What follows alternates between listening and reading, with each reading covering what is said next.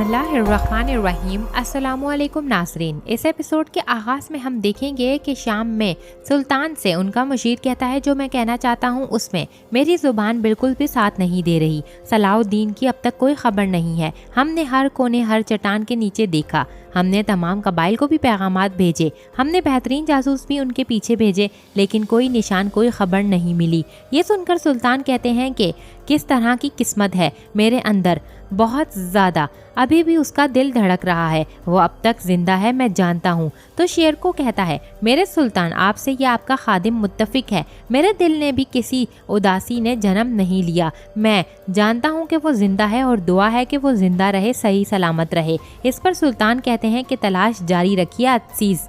फिर शेर को सुल्तान को बताते हैं कि अमीर और तमाम आपके वफादार जो भी हैं दरगाह के खिलाफ हैं, उनकी मदद से शहवार की हमायत करने वाले लोगों पर जुल्म को रोक दिया गया है, लेकिन दरगाह पर कोई भी रहम नहीं। बदकिस्मती से मौजूदा खबरों के मुताबिक वो लोग जो खसूसन अहले सुन्नत के ताबे हैं उनका वजूद खतरे में है। सुल्तान इसी दौरान अमीर इस्फहानी आकर सुल्तान को एक ख़त देते हुए कहते हैं ये बादशाह मारलेक की तरफ से आया है, वो तख्त की ताजपोशी के लिए आपको कुछ में दावत दे रही हैं।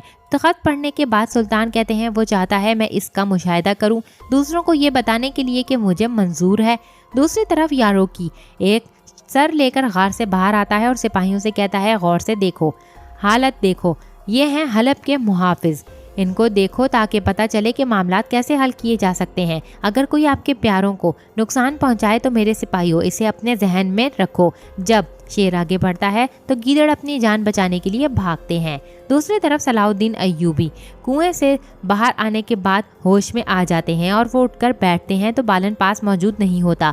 फिर इसी दौरान वो अपने कपड़ों से एक निशानी निकाल कर देखने लगते हैं और उन लम्हात को याद करते हैं जब वो जंगल में बेहोश थे और एक शख्स उनकी जानिब बढ़ रहा था। इतने में बालन वहाँ पर आता है तो सलाहुद्दीन अय्यूबी उस निशानी को फ़ौरन से अपने पास वापस छुपा लेते हैं। फिर बालन कहता है शायद नींद एक बहुत बड़ा गहरा गड़ा है, ऐसा लगता है तुम अब तक उससे बाहर नहीं निकले। ये एक जड़ी बूटी है और जख्मों के लिए बेहतरीन है और इस जंगल में उगती है। ये सुनकर सलाहुद्दीन उस जड़ी बूटी को ले लेते हैं और पूछते हैं तुम कौन हो। इस पर बालन कहता है मैं भी यही पूछने वाला था, मैं तो एक मुसाफिर हूँ या फिर अजनबी। तो जवाबन सलाहुद्दीन कहते हैं कि एक अजनबी जो गहरे जंगल में जड़ी बूटी को जानता है। तो बालन कहता है मेरा जिस्म नहीं, मेरी रूह यहाँ पर अजनबी है। अब मुझ पर शक करना बंद करो और मुझे बताओ कुएं में कितने दिन रहे, तुम इसमें कैसे गिरे। तो सलाहुद्दीन कहते हैं मुझे नहीं याद कि मुझे कितने दिन हो गए। इस पर बालन कहता है उम्मीद है तुम अपना नाम नहीं भूले होगे, मेरा नाम जॉन्स है। ये कहकर वो हाथ सलाहुद्दीन की जानिब बढ़ाते हैं तो सलाहुद्दीन अय्यूबी भी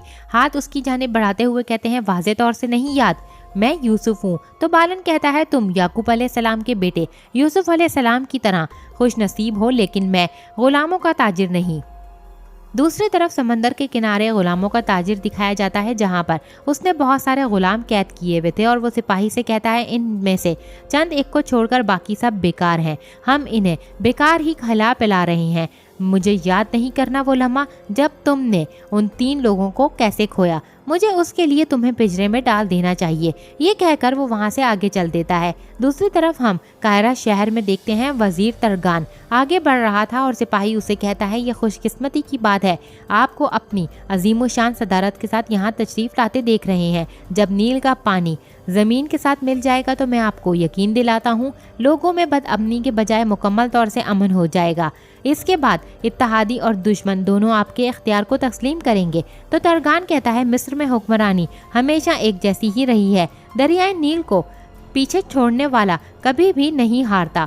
मैं जानता हूँ कि ये भी कोई परेशानी नहीं होगी, बगैर परेशानी के तमाम चीज़ें तरतीब दे दी जाएं। इस पर सिपाही कहता है जैसा कि आपने कहा, बस हमारा ही एक मसला है, काजी फाजिल अब तक आसपास नहीं है। जैसे कि वो बरसों से दीवान की क़यादत करते रहे हैं, बाकी 3 लोग हमने उनकी जगह पर उस ओहदे पर रखे मगर वो मामलात हल नहीं कर सके। लेकिन आपको बिल्कुल परेशान होने की ज़रूरत नहीं है, आपके हुक्म पर लड़ाई के लिए अजीम चौक तैयार कर दिया गया है। मिस्र के चारों अतराफ से जंगजू आपकी तफरी के लिए आ रहे हैं। इसी दौरान वो सभी लोग लड़ाई के मकाम पर पहुंच जाते हैं जहां पर मुकाबला होना है। वहीं पर बहुत से शायकीन भी पहले से ही मौजूद थे और तरगान भी। उनमें से होता हुआ आगे बढ़ने लगता है और फिर अपनी तलवार निकाल कर जंगजू से कहता है कि आओ मुझसे लड़ो। तो जंगजू कहता है मैं आपके खिलाफ कैसे तलवार निकाल सकता हूँ वजीर। इस पर वजीर कहता है ये लड़ाई का असूल है कि तो कोई तुम्हें लड़ाई के लिए पुकारे तो पीछे नहीं हटना चाहिए। ये सुनकर सिपाही फौरी तौर से हमला कर देता है और वजीर बआसानी उसके हमलों को नाकाम बनाता है और फिर तलवार उसकी तरफ रख देता है और कहता है ये लोग हमें जलील करते हैं। जरखेज़ी के त्यौहार अब से मेरे नाम से ही याद किए जाएंगे। मुझे ज्यादा मजबूत और हुनरमंद जंगजू चाहिए। इस पर जब भी वजीर तौर से जमीन से कहता है भाग जाता है। दूसरी तरफ वजीर की निगाह एक लड़की पर पड़ती है और कहता है खलीफा के महल में मेला तो अब शुरू हुआ है। इस पर सिपाही कहता है ये शम्सा है। जैसा कि आप जानते हैं कि ये किसी की भी नहीं सुनती। खलीफा की बीवी ने उसे बुलाया है तो ये वो वहाँ जा रही है। इस पर वजीर कहता है मैंने इससे ज्यादा आज़ाद गुलाम नहीं देखा। इसी के साथ हम दूसरी जानिब का मंजर देखते हैं जहां पर कुद्स में विलियम एमरलैक के पास आता है तो एमरलैक कहता है मैं तुम्हारा ही इंतजार कर रहा था। इस पर विलियम उसे बताता है आपकी ताशपोशी की दावत सुल्तान नूरुद्दीन जंगी को पहुंचा दी गई है। लोजेन और लार्डगे एंड कुद्स में तकरीब से पहले आपके सामने होंगे। आप जानते हैं इज्जतमा आप पॉप की दरख्वास्त पर वो आपसे कुद्स में ही रहेंगे। अपने वालिद और भाई की शोहरत की वजह से लार्डगे तमाम सुरमाओं में बहुत से असर का हामिल है। मोहतरम पॉप ने शायद इसी वजह से इसको तरजीह दी होगी। इस पर एमरलैक कहता है ऐसा ही है विलियम, मैं बहुत खुशकिस्मत हूँ तुम मेरे साथ हो। मिस्र में भी अच्छी किस्मत पहले ही हमें मिल जाएगी। बताओ क्या सूरत हाल है। तरगान अब भी हमारे साथ खुफिया इत्तेहाद जारी रखना चाहता है या नहीं। तो विलियम कहता है दरअसल वो ऐसा नहीं चाहता मगर हम चाहते हैं।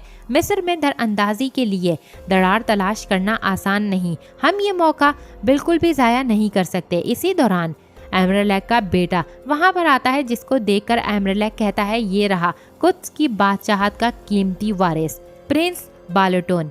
इसके साथ ही वो अपने बेटे से कहता है अब से विलियम तरबियत देगा तुम्हें। अक्लमंद बादशाह बनने के लिए तुम्हें विलियम को सुनना होगा मेरे बेटे।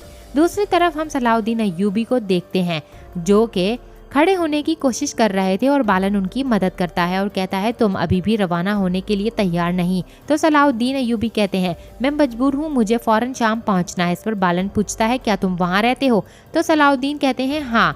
तो बालन कहता है ऐसी हालत में तो तुम शाम नहीं जा सकते। तुम ऐसी हालत में सिर्फ अपना रास्ता ही लंबा करोगे। अगर तुम चाहो तो मैं तुम्हें रास्ते के इख्तिताम तक ले जाता हूँ। सलाउद्दीन अय्यूबी कहते हैं तुम तो खुद एक मफरूर हालत में मौजूद हो। तो बालन कहता है ये बात अब कहाँ से आ गई। इस पर सलाउद्दीन कहते हैं शायद ये तुम्हारे नाम की वजह से है। मैंने कुरान में मज़कूर यूनुस पैगंबर के उस हिस्से को और उस किस्से को पढ़ा है जब उनको दिया गया काम ज़्यादा भारी हो गया तो वो छोड़कर भाग गए। अब तुम बताओ तुम क्यों भाग रहे हो। तो बालन कहता है मैं नहीं जानता, शायद मुझे ये जानने के लिए ही आगे निकलना पड़ेगा। ये कहकर वो सलाउद्दीन अय्यूबी को लेकर आगे चल पड़ता है। दूसरी जानिब हम शाम में देखते हैं जहाँ काजी फाजिल बिल आखिर महल पहुँच जाते हैं और घोड़े से उतरने के बाद सिपाही को अपना चेहरा दिखाते हैं और कहते हैं मैं सुल्तान से जल्द मिलना चाहता हूं और उन्हें देखना चाहता हूं। बहुत अहम मसला है। थके हारे मेरे इस घोड़े को यहाँ पर पानी पिलाने की ज़रूरत है। इस पर सिपाही पूछता है सुल्तान के सामने कौन पेश होना चाहता है। तो काजी फाजिल कहता है सुल्तान से कहो काजी फाजिल आया है। और इसी के साथ यहाँ पर ये एपिसोड अपने अख्ताम को पहुँचती है। नेक्स्ट एपिसोड के लिए चैनल को सब्सक्राइब करके बेल आइकन को ज़रूर से प्रेस करें। Thanks for watching and keep supporting us.